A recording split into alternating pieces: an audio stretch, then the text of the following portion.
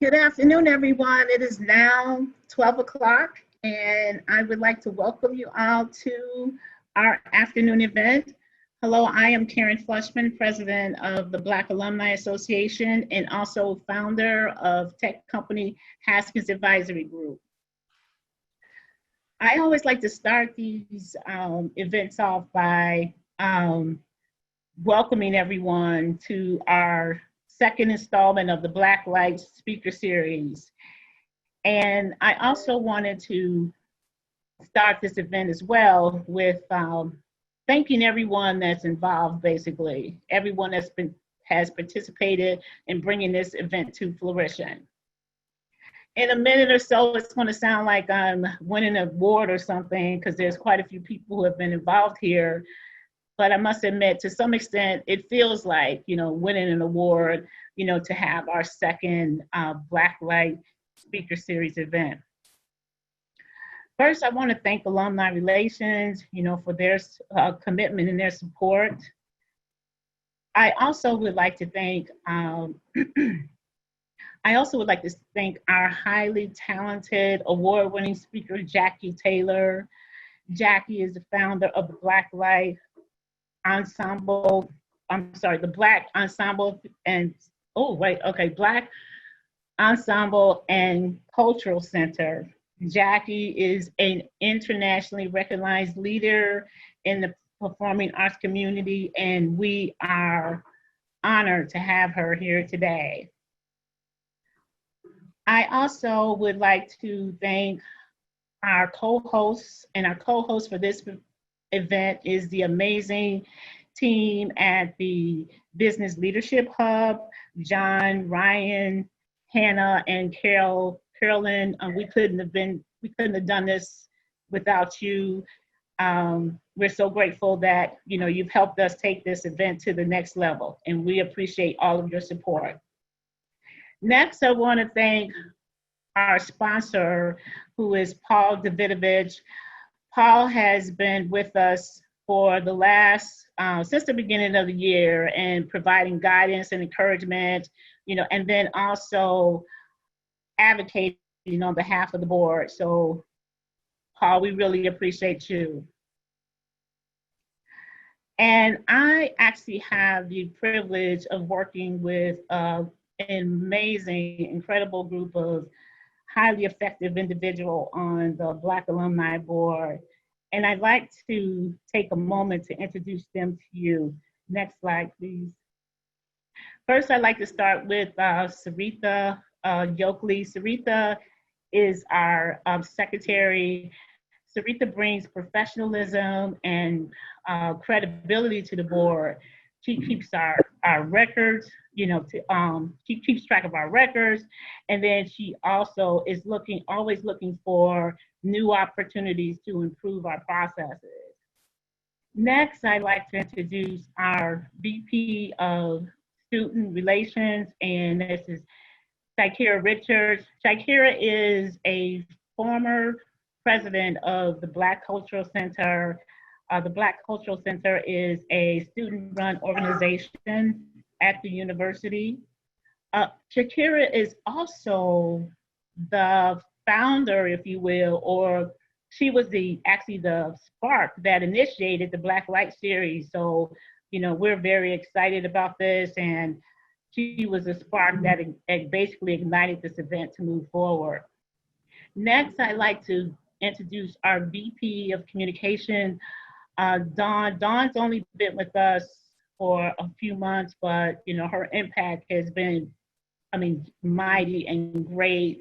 She has established our social media platforms, and now you can find the board on Facebook and also on LinkedIn. So, Dawn's contribution has been immeasurable. Next, I'd like to introduce Jay Yancey, who is our treasurer. Next slide. Jay can always be counted on to ask the difficult questions. Jay also has a mindset of thinking long-term and thinking into the future. Jay is also the person who named the Black Light series. And yes, and you're going to hear more about that shortly. He's a native Chicagoan, South Sider. He has a degree from Loyola in computer science. He had several leadership positions in corporate America at companies such as Allstate and also TransUnion and CTA as well. So uh, before he moved into the role that he has today is, being a very highly accomplished professional. Jay and his lovely wife, LeJune, they own and operate a real estate development company on the south side of Chicago, specifically in the South Shore area, where they actually manage several very large apartment complexes. And some could say, and also single homes as well. Some could say is that Jay is rebuilding the South Side or South Shore area, one large building complex at a time. They have a passion to provide high quality and safe, affordable housing for their residents on the South Side, and they just have been continuing to grow, over the years, and they bring a spirit of excellence while stabilizing and improving the living standards within the communities that they work. So what I'd like to do now is introduce you to our moderator, Jay Yancey. Thank you, Kim. That was quite an introduction. I hope I can live up to all that. But thank all you folks who have joined us from Zoom land to our second installment of the Black Light series. The Black Light series is derived from the function of the black light. That's where our name comes from, which is to illuminate things that are not necessarily seen in the natural light. You need black light to illuminate certain things. So our goal is to illuminate the life of our alumni from Loyola University, our Black alumni, and accomplished the things they've been doing since leaving Loyola, using the education and the mission and principles that they learned at Loyola University to foster events in their careers in the community and champion causes. So that's the idea behind the Black Light. We want to illuminate the life of our Black alumni, as well as Black issues and concerns that only they can uniquely speak to. So that's what we want to do today. And the Black Light series also gives us opportunity to network and to connect with Loyola alumni and the Loyola University. And today we want to speak to systemic racism. And it's very appropriate given what we're experiencing today in America with the protests and the rioting and police brutality and excessive force. So it's very appropriate for us to have a series such as this and to use our voices to try to make change and to bring solutions. So today, of course, we have the illustrious Jackie Taylor, one of our great alumni, who's going to speak to diversity and inclusion, eradicating racism through theater arts. As you know, Jackie is the founder of the Black Ensemble Theater some 40 years ago. She's an award-winning director, producer, actor, singer, playwright. She's just an all-around, outstanding talent. She has a $20 million Black Ensemble Theater located on the north side of Chicago, which she launched about 11 years ago. And again, she's done so much in the theater industry. She's acted in some very noteworthy films over the past 20, 30 years.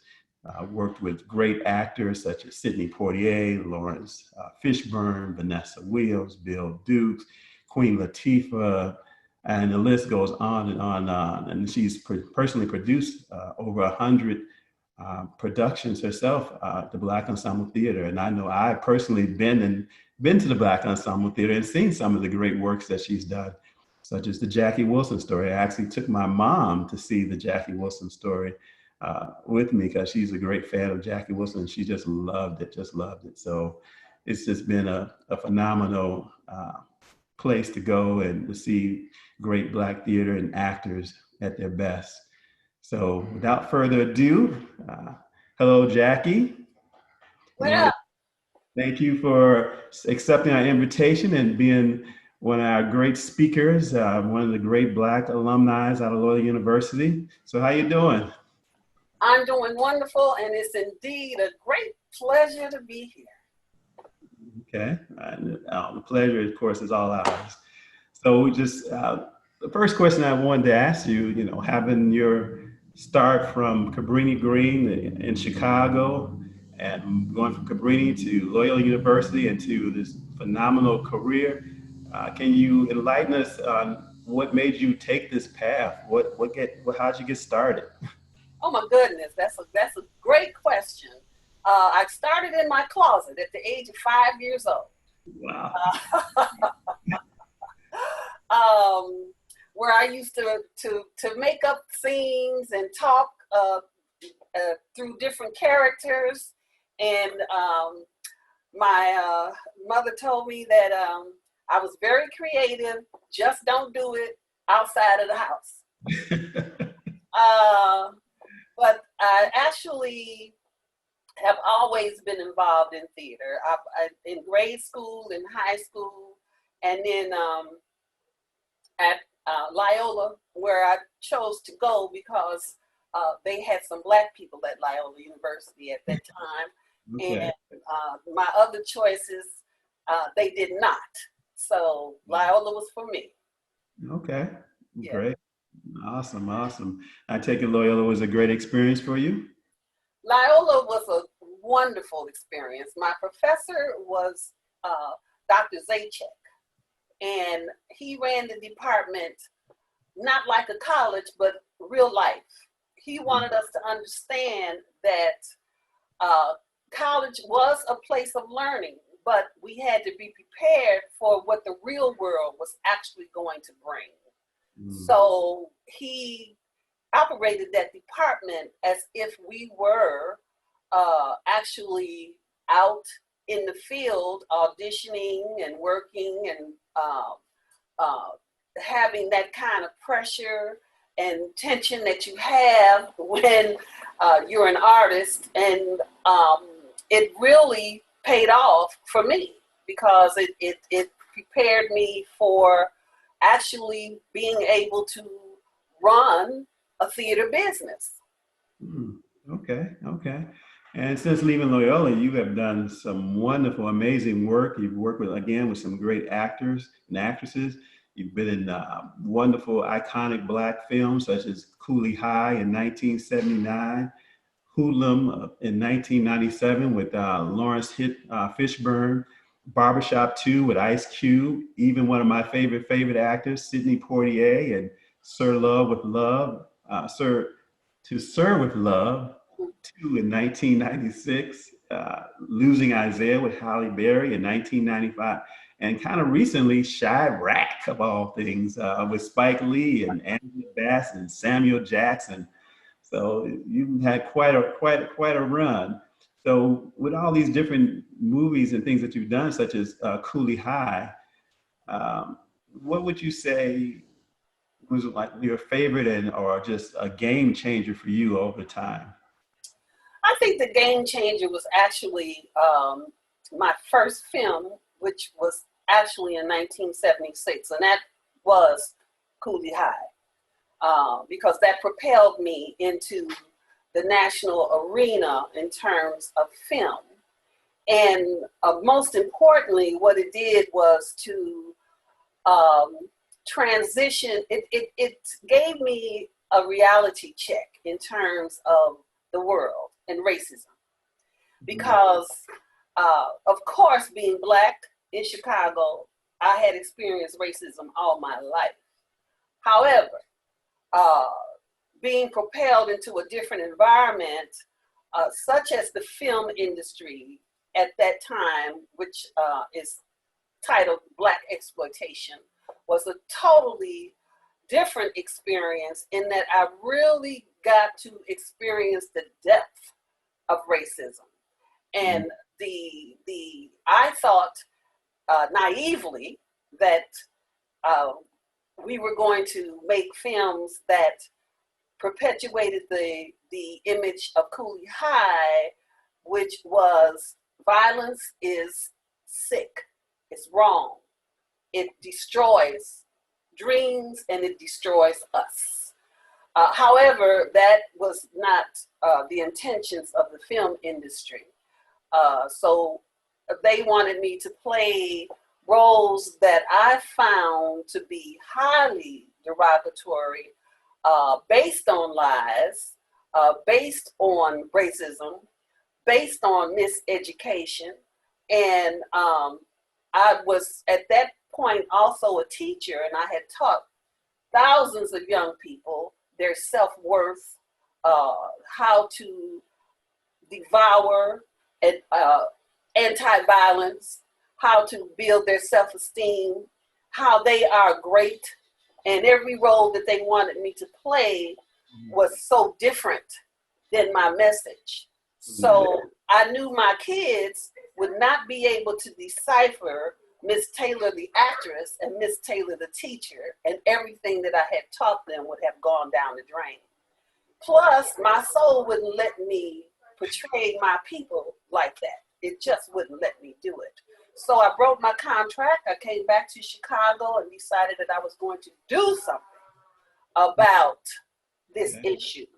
And that is what propelled me to start the Black Ensemble Theater with the mission to eradicate racism. Okay, that's awesome. I applaud you for that, because so many of us just take anything that's thrown at us just for the opportunity to be in Hollywood, just for the opportunity to act. You know, we'll take the pimps and the prostitute roles that they play with for us over and over again, not allowing us to be, you know, the champion or the leaders in a movement or a cause, or, you know, so on and so forth. Matter of fact, I think we might even have a little bit of that Cooley High clip. But they really got it in. Oh, shut up with that jam. That's what you get. I can't handle no more for 3 months. 3 months? 3 months. Damn. My mother got down on me. Hello, Mr. Mason. Hello, Mr. Mason. I see you, Buddha. See that out there, Buddha? You got any slow records in there? Yeah. It's a good one, ain't it? Mm-hmm. Hey, man. Hey, don't mess with that record. Y'all got all night to grind. Shut up and turn out the lights. Ow! My mama said not to turn out the lights. Doc, you know your mama liked the dark? Oh, baby, what's wrong? You know that. Hey, thanks, baby.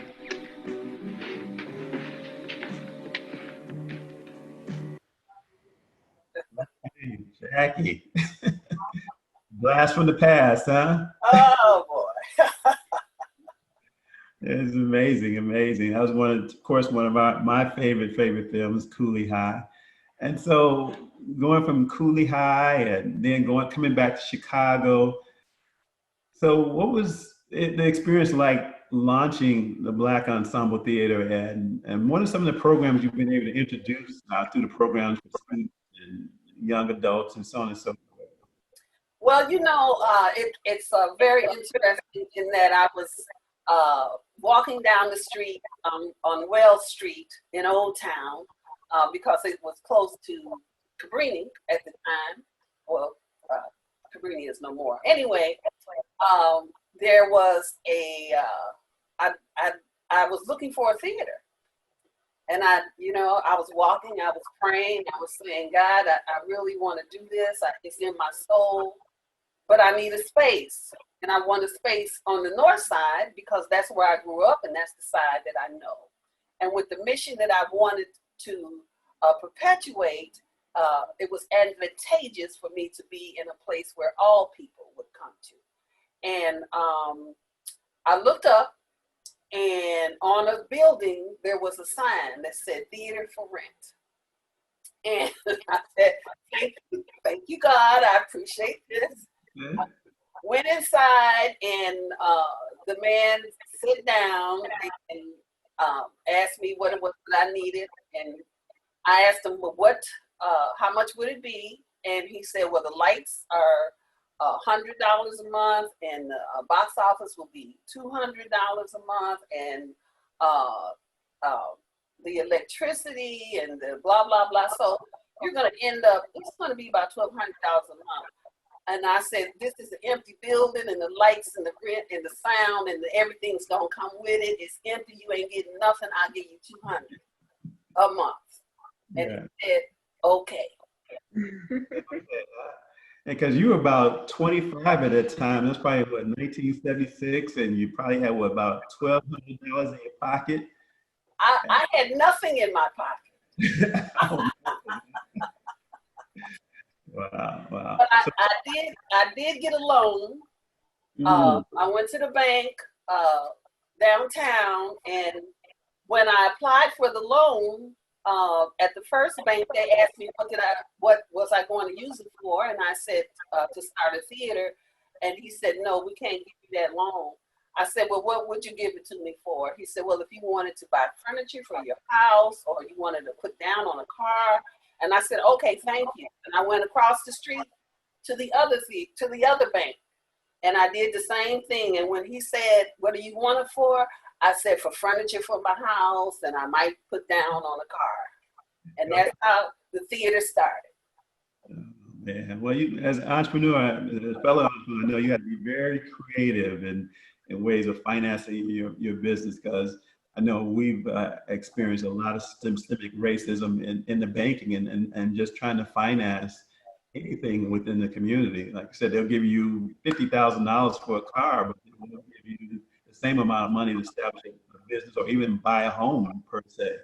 So there's a lot of challenges out there. So that's an example of one way how you kind of overcame systemic racism. It appeared. Would you say it was was any racial tension involved in that experience of trying to get your money together and trying to finance the effort? Or sexism? There's racial tension in everything. So, of course, it was being African American, being a woman, and being a young woman at that time. Yes. Those were three strikes. And so it wasn't easy. It was difficult because I was talked down to quite a bit, but I stood my ground and did not allow for that to occur, because I let them know right away I'm not the one. If you from Chicago, South Side, and you're not the one. Well, I'm from Chicago. I love the South Side, but I'm actually, Greenie is on the North Side. So. Oh, okay. I was just trying to take credit, so. You had asked me about my programs. Right, exactly. I know you come up with some amazing programs that have helped hundreds, if not thousands, of young adults and young students along the way. Matter of fact, one of my high school buddies that has done a lot of work with you, Cynthia Carter. Yes. Well, because I am an educator, and I taught in the Chicago public schools system for about, about 30 years. I took my success as a teacher and put it into programming within the theater, and we reach about 10,000 young people a year. Wow. And basically we teach them, number one, that they are number one in this world. They're not based on the color of their skin, number 5, 6, 7, 8. No, they are the original kings and queens of the earth. Mm-hmm. And their ancestry is strong and has within it such survival and greatness. And we teach them that they must love themselves, they must respect themselves, they must utilize the greatness that is a natural part of their DNA and who they are, and they must succeed. We also teach them that the reason that they have such difficulties in life is not because of who they are, but because of the systematic racism that has existed in our society more than 465 years. We work with all grades. We work with grade school, high school, and we have an internship program during the summer where we bring 20 young 16 to 21-year-olds into the theater where they work for the summer, they get paid, and they learn development skills, job skills, and what skills are needed to work in the theater, not only as an actor, but all the jobs that are available for them in the theater. So my educational outreach programs, we have 6. They're very important to me, and they're very vital because they are developing these next generations to go out into the world and make a difference. Okay, it's a strong message, and again, we applaud your effort because it is greatly needed. You know, inspirational leaders like yourself and mentors. And a lot of people just need good mentors, and to show them the way, to be a bright light, in dark spaces at times. So, I mean, did you have any great mentors coming through Cabrini, other than maybe your mom or your dad or someone like that? I had wonderful mentors. I had a man by the name of Mr. John Houston. At Seward Park, which is a park district right in Cabrini. It was a group of us. We were very young, about 9 or 10, and we were throwing bricks at the windows, having fun. Yeah, yay, wow. Anyway. Okay. And he came out because we broke one of the windows, and I was the slowest runner, and he caught me.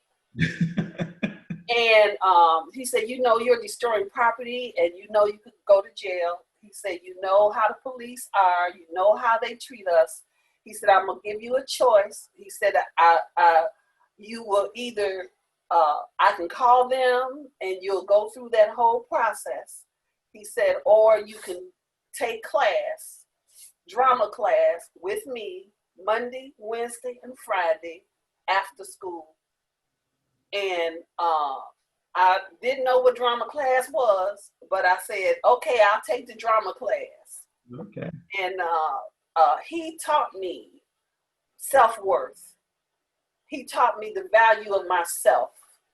And he just opened my eyes to the soul and the spirit of who we are as Black people. And I'll never, ever forget his influence because of going to drama class at Seward Park Monday, Wednesday, and Friday. He changed my life, and he motivated me to want to be somebody. Yeah, that's great. That's right. That's what I'm talking about. Fantastic mentors along the way. Absolutely. And so with that great foundation, you have taken it to the highest of height. In 2011, you were selected as the Chicagoan of the Year by Chicago Magazine when you launched your $20 million Black Ensemble Remake Theater and Cultural Center. So how did you raise that money, $20 million, to finance this effort? I mean, what was it like to do something like that? Well, first of all, I can't take credit because, as an individual, because it takes more than just one person to be able to make an accomplishment like that. I had at that time and still do a very productive board of directors who worked tirelessly with me to fundraise. The city of Chicago, Mayor Daley at that time, gave us $6 million to build the Black Ensemble Theater. The state, through Governor Quinn, gave us money to build the Black Ensemble Theater. and many foundations came forth, like Polk Brothers was one of the first foundations that came in and gave us $1 million. And Chicago Community Trust, the Joyce Foundation, the Field Foundation. We had many foundations that came in and helped us to ensure that this dream of having a building of our own that was our asset, that would help us stabilize as an organization and ensure that the Black Ensemble Theater would continue beyond just one person. And so I'm very grateful to have such wonderful support. Okay, so that's awesome. So it seems like, you know, that old African proverb or saying that it takes a village to raise a child. So it seems like it took a village to raise this institution that you have. Absolutely, and we have wonderful individual supporters who help us continually.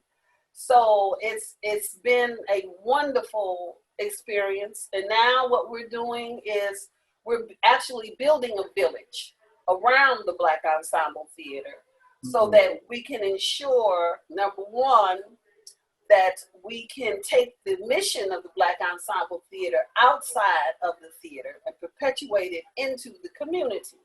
So we're building a village called Free to Be, and it will have affordable housing for artists, wow, a restaurant, a performance arts center that will have classrooms for artists from 2 to 102, a film and technology center, and then on the bottom floors will be retail of some kind, but it will have to relate to the mission of the Black Ensemble in some way, so that it feeds the soul, so that people come to the village and they feel safe, they feel that they're in a place where they can learn and grow, they feel that they are not being judged, and they experience the environment of free to be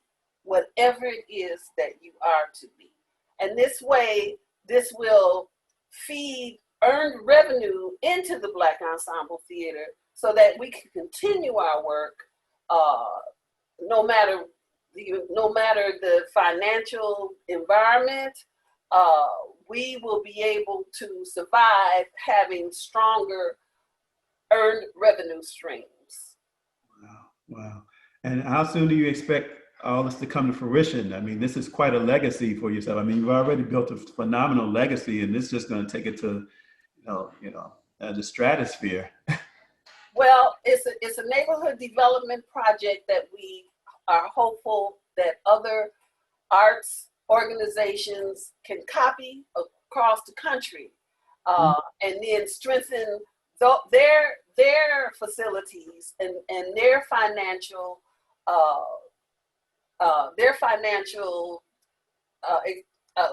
the word won't come to me, but strengthen what they are, so that, and within that, build their community. And we expect that this will take us about another 5 years to complete. Okay. Well, definitely count us in as one of your supporters, and let us know what we can do to help champion this cause. Okay, I'm gonna write that down right now. Yeah, truly. Whatever we can do to be helping, be this, participate in this change that you are about. It's just phenomenal. And I know you've probably been affected by the pandemic. Has that slowed you down? How's that affected your theater? Well, absolutely, it has affected the theater. We opened a show called The Healing, and we had to open it and close it on the same night. Wow. And of course, we have not been able to produce any productions. We have been closed. Right Mhm. Got anything via Zoom or anything like that? Any kind of, innovative technology approaches to it?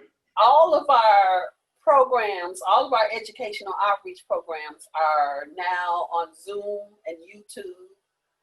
We're getting ready for our big October fundraiser, and that will be streamed live across VON television, YouTube, and of course Facebook Live, and we'll utilize Zoom technology. So we're staying alive. We're still producing. Okay. Our staff is still working. Our executive staff is still working, and it is our intention that we will push through this pandemic and come out even stronger than what we were. Okay. Great. So, okay, that was one big bomb that that's been hampering us, the pandemic. And the other big issue right now is systemic racism, police brutality, and you being an activist, throughout your life. What's your take on what's happening in society right now? How would you put your voice to it? Well, first of all, this is nothing new.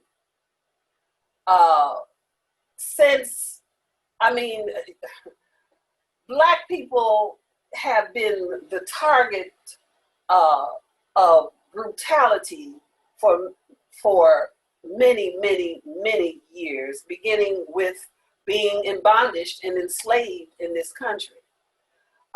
And we have been fighting it since the beginning. We never laid down and said, yes, master. That just was not the majority. That was the minority. The majority always fought. But just like the propaganda that you hear today, the propaganda of trying to keep us down was proficient and did a number on us as people. We have always been the target in this country. When they emancipated Black people, we became a target of hatred because this American society used us as free labor, used us as property,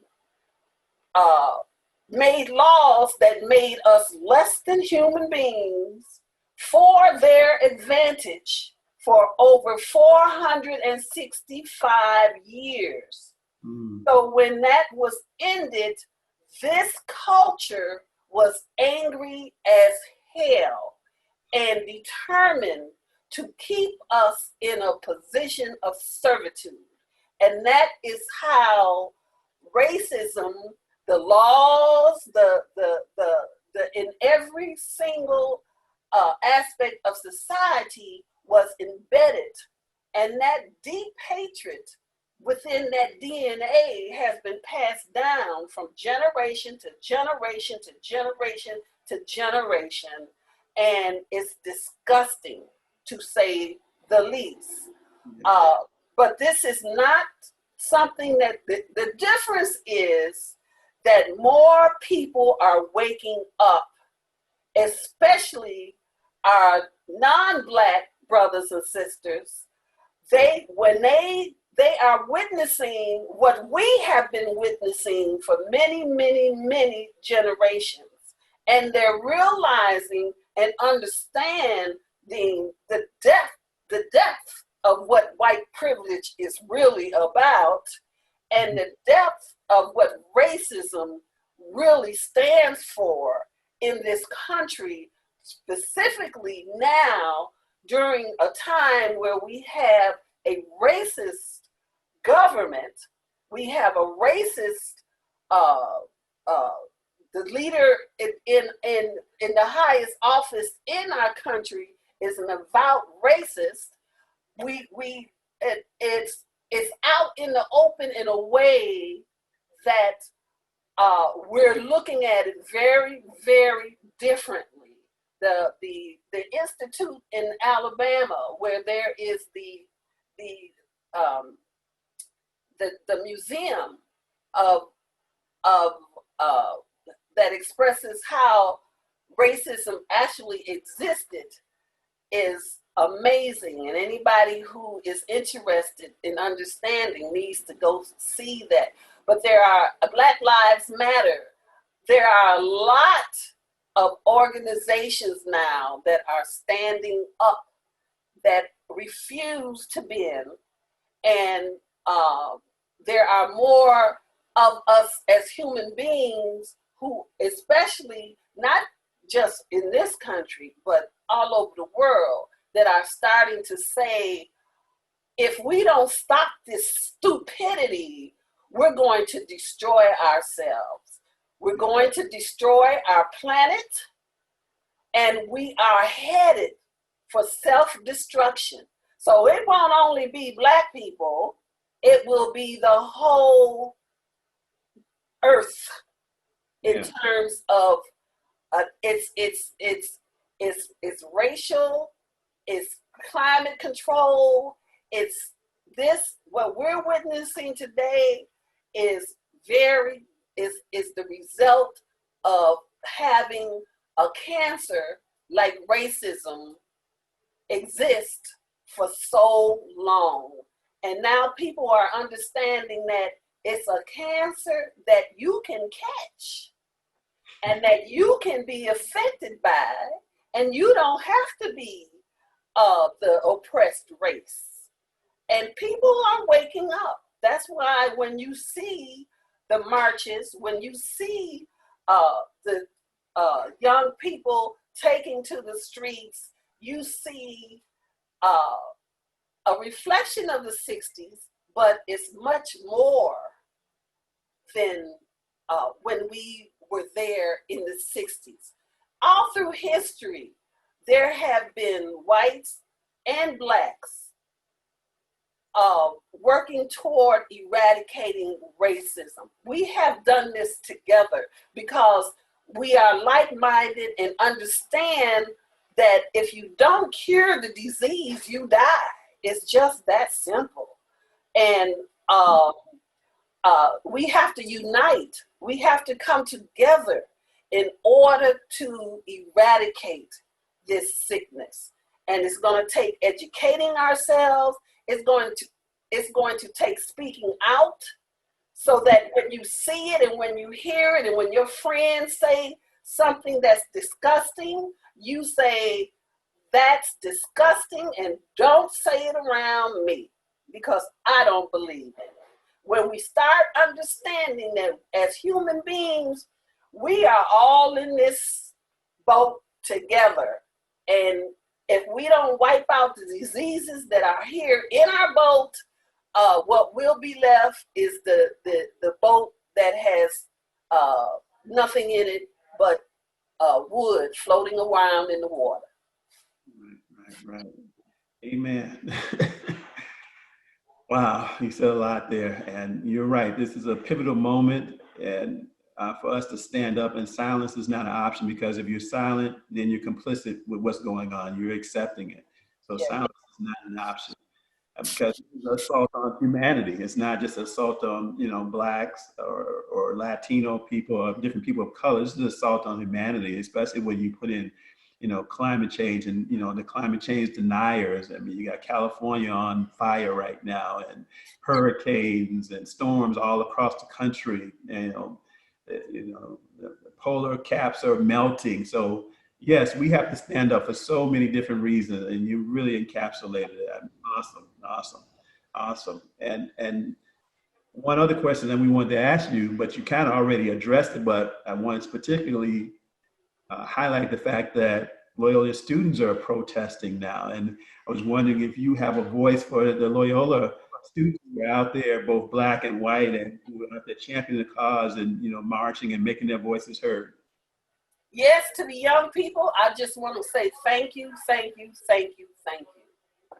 Because it's going to be the younger generation who makes the changes. that is where we will see the difference. And for it takes strength, it takes courage, it takes commitment, it takes caring, it takes loving.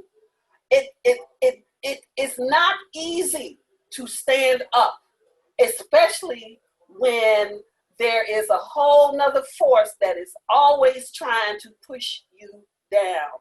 So I would say to our young people, especially our Loyola students who are out there and are marching, thank you. Keep marching.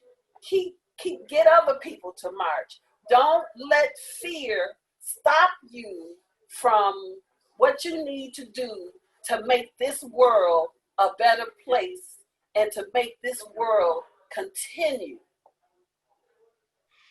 Okay, yes, because this is their moment. This is their moment in time. This is their generation, those 20-somethings and 30-somethings and even 40-somethings. This is their moment to really make a difference, make a change, to make a course correction. Because we all thought, I know at least I did, when Barack was elected and we had our first Black family in the White House, we thought we had kind of arrived, that that America and the world was pivoting in the right direction. And then 4 years later, we got this catastrophe going on right now, which is unbelievable to us all, and to have the kind of support that person number 45 is receiving from maybe not half of America, but at least 35-40% of America is just, heartbreaking, and just, you wouldn't believe it unless you saw it for yourself. They were always there. They were always there. And now they're just out in the open, which is very, very good for us to really understand that there is a segment of this society that is just ignorant. There is a segment of this society that is very, very greedy and wants to keep what they have and not allow for other people to have what is considered wealth. There is a segment of this society that can only exist if they put another human being down and oppress. That's the only way that they can feel like they are somebody. Those are very fragile and weak individuals. They will always be here, and that is why it's important that we who do understand the strength of who we are as human beings, who do understand that the color of our skin has nothing to do with the caliber of our character, who do understand that the wealth belongs to all of us, not 1%, and who do understand that the world should not be based on greed, but on sharing and giving and loving each other. And the majority of us are just that. We are the majority, and it is up to us to stand up to this so that the 35% voices, if they scream the loudest, they will be heard. Don't let them scream the loudest. We must scream the loudest. We must continue to march. We must continue to fight. We must continue to do what is right so that we can save our world for the generations to come. Okay, Sojourner Truth, thank you. Wow, that's wow. All I can say is wow behind that. You're right on. You hit every point that needs to be spoken at this point in time to inspire us to get out and do what we need to do. Everybody has a role to play in this change and saving our world, basically, bottom line. So Jackie, that kind of concludes this portion of our segment, and we want to save a little time for question and answer. And while our audience, get their questions and answers together, we have a little clip that we want to show them of you singing now and speaking to the issues of today. So we're going to take a minute or two and look at the video, and then we're going to come back. Ladies and gentlemen. Go right ahead. Thank you, Hannah. And now, ladies and gentlemen, please put your hands together for Jackie Taylor's From Jackie with Love, what the world needs now.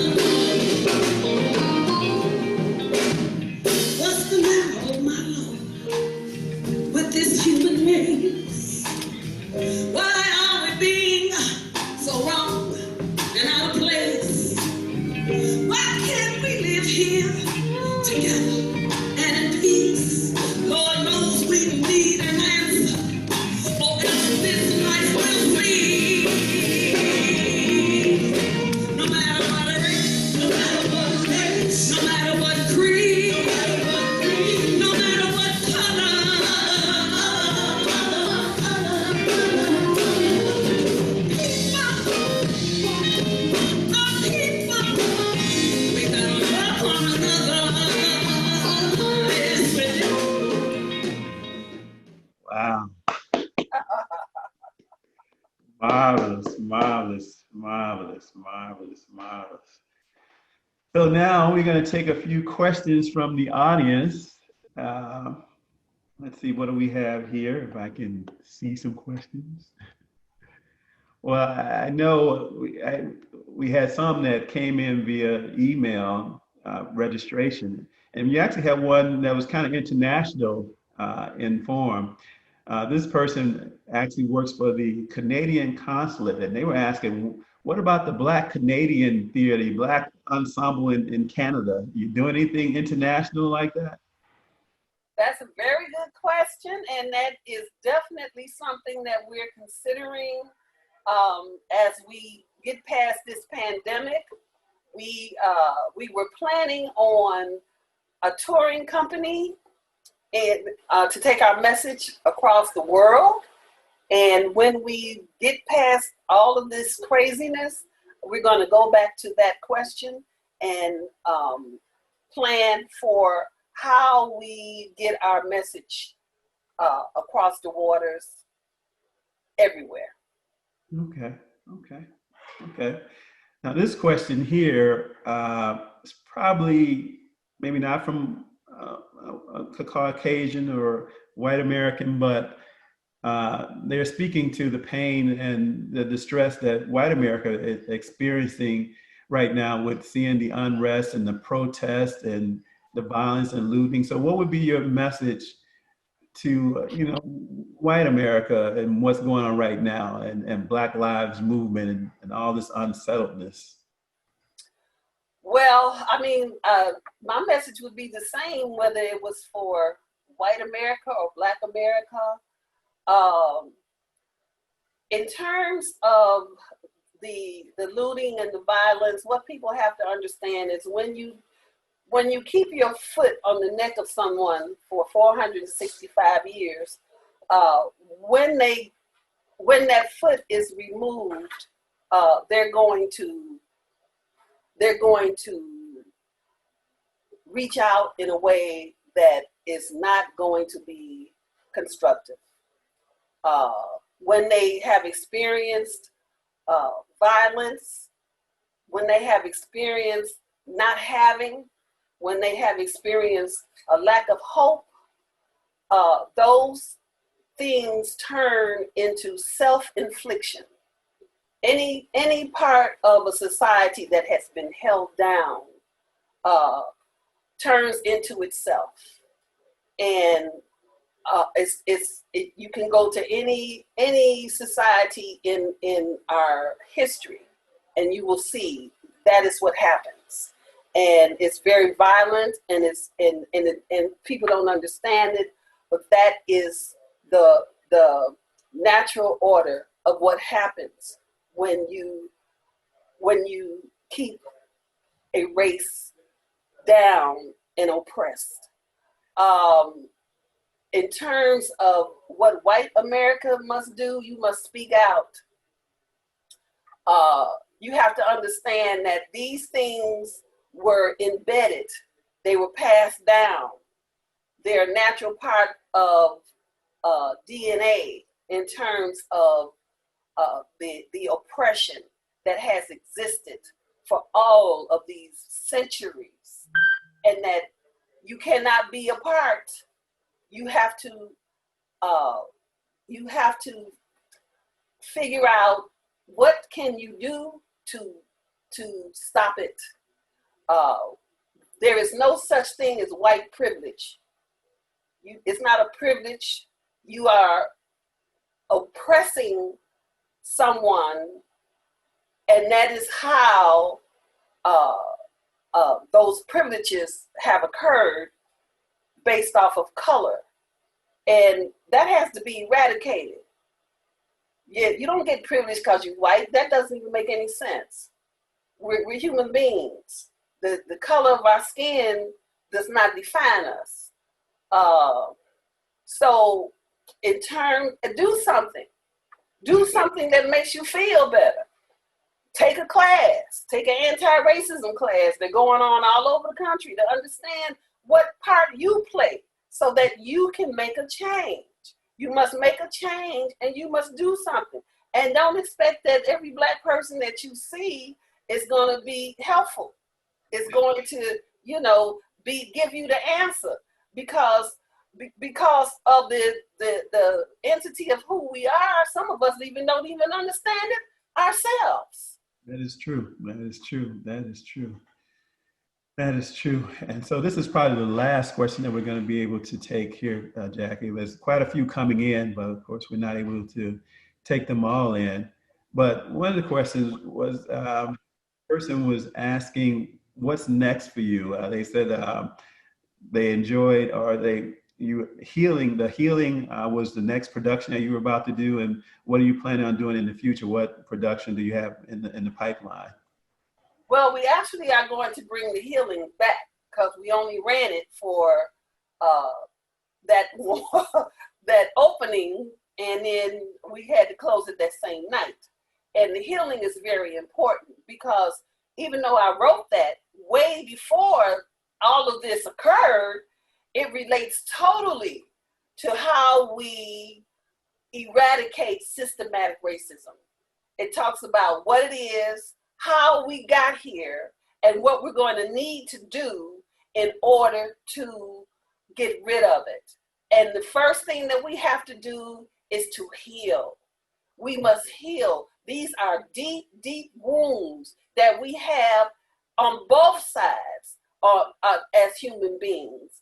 No matter what color you are, you have suffered in some way because of the oppression that has been with us these many centuries, and we have to heal that. We must heal. So we're going to bring it back so that people can experience the healing. Okay, Jackie, thank you for these words of wisdom, these pearls that you've shared with us. It's been an awesome experience. I can't wait to have you back. So don't think this is going to be the last time. I just know, because like I said, we got a lot of questions still coming in, and I know the audience, like myself, will really enjoy this experience and you sharing with us, and just you being such an iconic person and such a viable voice to the movement and change that's needed in this country and this world. So just thank you so much. I don't know if Karen has anything that she wants to say. Karen Fleshman, our illustrious leader. Karen, you still there? Yes, I am. Thank you. Thank you so much, Jackie. That was amazing. As you guys were talking, I felt like this needed to be a documentary on how to address systemic racism. Your questions, Jay, were great, and Jackie, your answers, just the depth of your answers were just amazing. Thank you so much for sharing your heart, your wisdom. You are truly a thought leader in this space, and we so appreciate you and are so happy, to be connected with you as a fellow Loyola alumni. Yes. Thank you. Very inspiring, very inspiring, very inspiring. and thank the team and Hannah for driving the video clips and everything for us. So we just thank everybody. It's been a great experience, and look forward to our next one coming up in October. We're having a great panel discussion, and we'll continue to deal with systemic racism. We're going to look at it from the justice standpoint. So we lined up some judges and lawyers to speak in October. So stay tuned. Thank you all. Thank you.